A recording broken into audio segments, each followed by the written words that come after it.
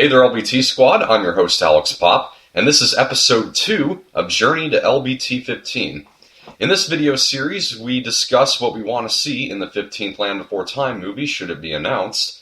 We are still waiting for any sign of it, but I'm still remaining on the optimistic side. Before I get started on our topic today, I want to give a great big thank you to Scott McAfee for his viewership of my channel. It really means a lot that I got to bring a smile to you by listing you as the #1 voice of Littlefoot, and sorry once again for the photo mix-up. So in this episode, I want to present the outline for an idea I have for the next movie. There are a few comments I got that led me to this idea, including from Valentin Arellano, who wrote, "I want to see Littlefoot and Chomper have a future movie together so we can see their friendship grow."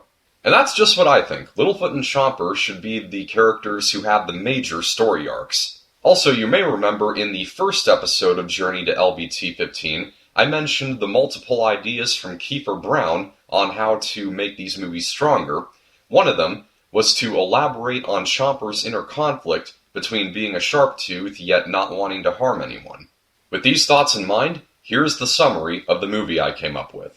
It starts out in the mold of the opening scene from Journey of the Brave, where we're given a recap of events leading up to this tale.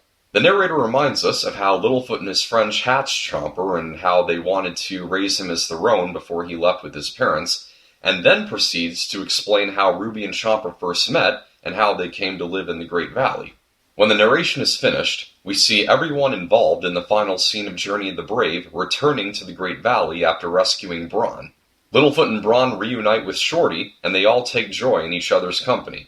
In the meantime, we continue to see Chomper being seen by Great Valley residents as an outcast, as is often depicted in the TV series. After so much of this, Chomper begins to despair more and more of being seen as anything but a predator, despite everything that he's done for the Great Valley. But because his friends always stick up for him, he doesn't want to leave them.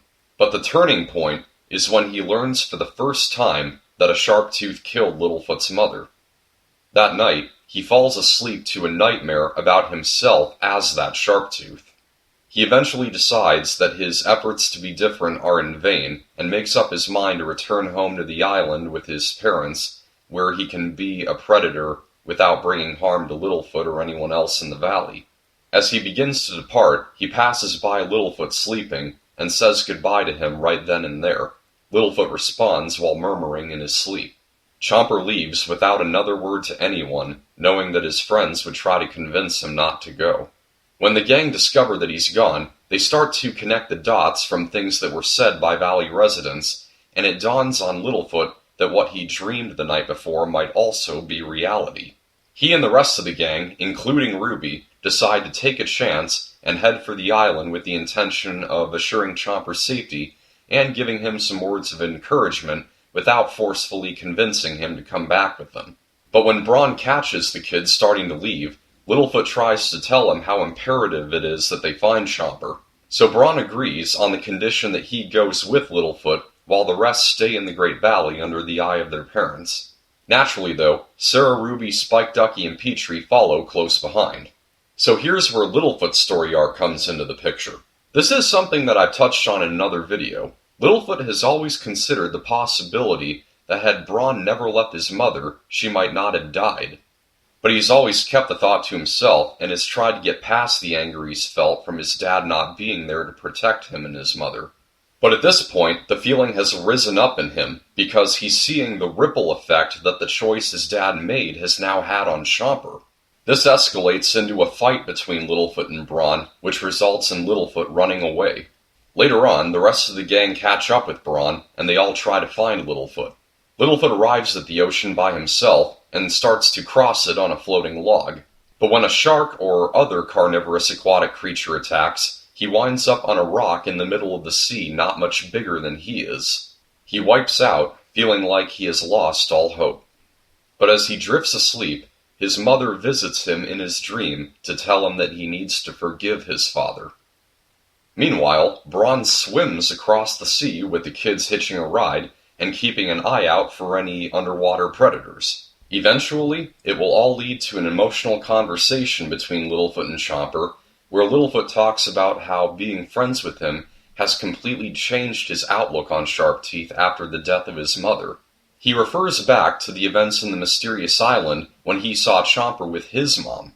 Littlefoot couldn't see two vicious monsters. He saw a mother and son. Well, that's the story, so let me know what you think in the comments below. And hey, if anyone from Universal Animation is watching, if you think it's a good idea, go ahead and use it. I mean, heck, you don't even need my consent. I'm using characters that you guys own. As I've established before, The Land Before Time 15 may be released to capitalize on the guaranteed success of the next Jurassic Park movie. So I'd say if we don't hear anything by May of next year, then it'll be safe to say that Universal is finished with The Land Before Time. And I'll add this. If it got to that point, I would write a series of fanfics that will conclude the series completely satisfactory with no loose ends untied, the first of which would be based on the ideas I presented here. For me, as a very visual person, it's not the same because it limits the experience, which is why I tend to prefer the movie version over the book that it's based off of. But I know that for a lot of people, visualizing what they read can be the most effective, so anyone who wants to consider it canon can do so. So that's all I gotta say about that. Let's move on to this new segment where I answer any questions regarding The Land Before Time that you guys have. I got one from Marco Arias 101 who asks, do you think that the franchise should end with the extinction of the dinosaurs like the meteorite? No, I think that would just be too depressing, especially for the conclusion of an entire franchise. I think that any upcoming Land Before Time movies there might be, including the last one, should follow in the tradition of ending on a triumphant or hopeful note. Alright, so any Land Before Time questions you guys have, feel free to leave them in the comments, and I'll answer them to the best of my abilities. That's a wrap for now. If you liked this and you want to see more, slap the like button, subscribe for future videos, and follow us on Facebook. Thanks for watching. I'm your host, Alex Pop. Catch you later.